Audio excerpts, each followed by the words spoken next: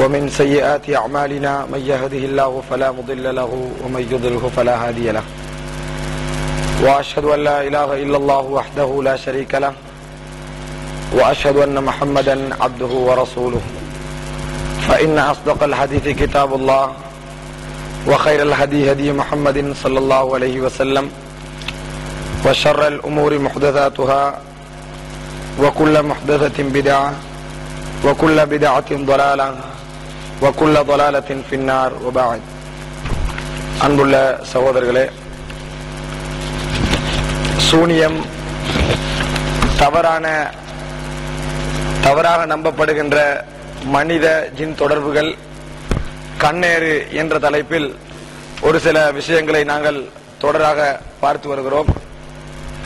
அதில் ஆரம்பமாக நாங்கள் ஏன் தௌஹீத்வாதிகள் ஏன் கூடுதலாக மூட நம்பிக்கை ஒழிப்பிற்கு, தவறான நம்பிக்கைகளுக்கான ஒழிப்பிற்கு மற்றைய ஏனைய பிரச்சாரங்களை விட கூடுதல் முக்கியத்துவம் கொடுக்கிறோம் என்கின்ற விஷயத்தையும், இரண்டாவதாக சூனிய உலகம் சம்பந்தமான ஒரு பார்வையை, சூனிய உலகம் என்பது அது என்ன, அந்த சூனிய உலகத்திலே என்ன நடக்கிறது என்று நாங்கள் போன வாரம் பார்த்தோம்.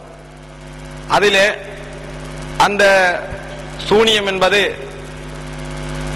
ஷைத்தான் அல்லாஹ்வுக்கு எதிராக தான் வணங்கப்பட வேண்டும் என்பதற்காக, தான் இந்த உலகத்திலே அல்லாஹ்வுக்கு சமனாக வணங்கப்பட வேண்டும் என்பதற்காக மக்களுக்கு மத்தியிலே பரத்திவிட்ட ஒரு கலைதான் சூனியம்.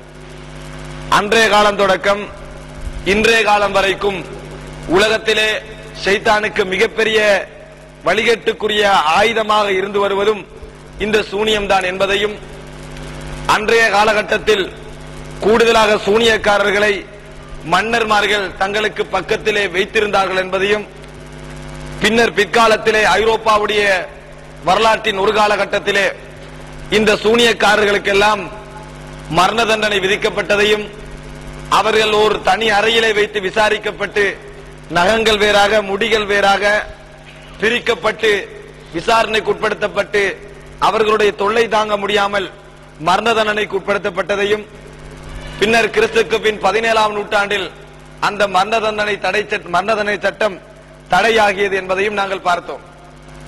அதே நேரத்தில் சூனியம் என்கின்ற இந்த ஒரு அம்சம் நாங்கள் மிக சாதாரணமாக பார்த்துவிட முடியாத ஒரு அம்சம் என்பதையும், எப்படி ஷைத்தான் மிக அறிவாளியாக அல்லாஹ் தஆலா அவனை படைத்த நாளிலிருந்து மிக அறிவாளியாக மனிதனை பற்றி மனிதனை விட கூடுதலாக தெரிந்தவனாக ஷைத்தான் இருந்து கொண்டிருக்கிறான்.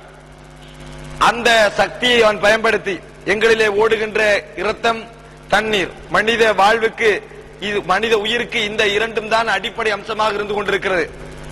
இந்த இரண்டும் எப்படி இந்த இரண்டிலேயும் மனிதனை சூழ உள்ள காந்த சக்தி மூலம் அந்த இரண்டிலும் என்னென்ன தாக்கத்தை செலுத்தலாம் என்பதை ஷைத்தான் அறிந்திருந்தான்.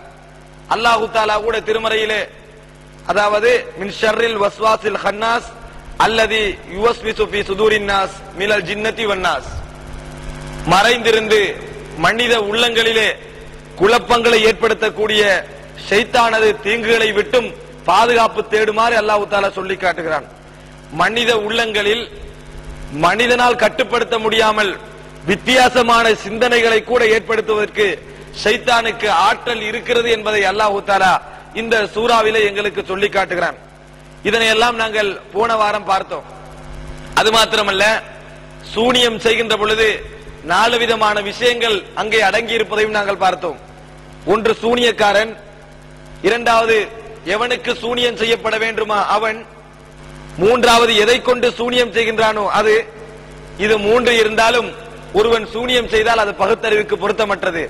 ஷைத்தானது துணை. எந்த சூனியக்காரனும் முஸ்லிமாக இருக்க முடியாது. ஷைத்தானை துணை கலைப்பதென்றால் இவர் அழைத்து அவன் வருவது கிடையாது. இவர் அவனை வணங்க வேண்டும், அல்லாஹ்வை மறந்து அவனுக்கு இபாதத்து செய்ய வேண்டும், அவனுக்கு முன்னால் கேவலம் அடைய வேண்டும். அந்த ஒரு நிலைமை அடைந்த பின்னால் இவனுக்காக அற்ப சொற்ப வேலைகளை ஷைத்தான் இவன் தன்னை வணங்குகின்ற பொழுது எப்படி நாங்கள் அல்லாஹ்வை வணங்குகின்ற பொழுது அல்லாஹ் எங்களுக்கு உதவிகளை செய்கிறானோ அதே போன்று ஷைத்தானை வணங்குகின்ற பொழுது ஷைத்தான் அந்த இபாதத்துக்கு பகரமாக ஒரு சில வேலைகளை செய்வதற்காக மக்களுக்கு மத்தியிலே பரத்திவிட்ட கலைதான் இந்த சூனியம். சகோதரர்களே, இவைகளை எல்லாம் நாங்கள் போன வாரம் சுருக்கமாக பார்த்தோம். இந்த வாரம் நாங்கள் போன வாரம் பார்த்தது சூனிய உலகம் சம்பந்தமான ஒரு பார்வை.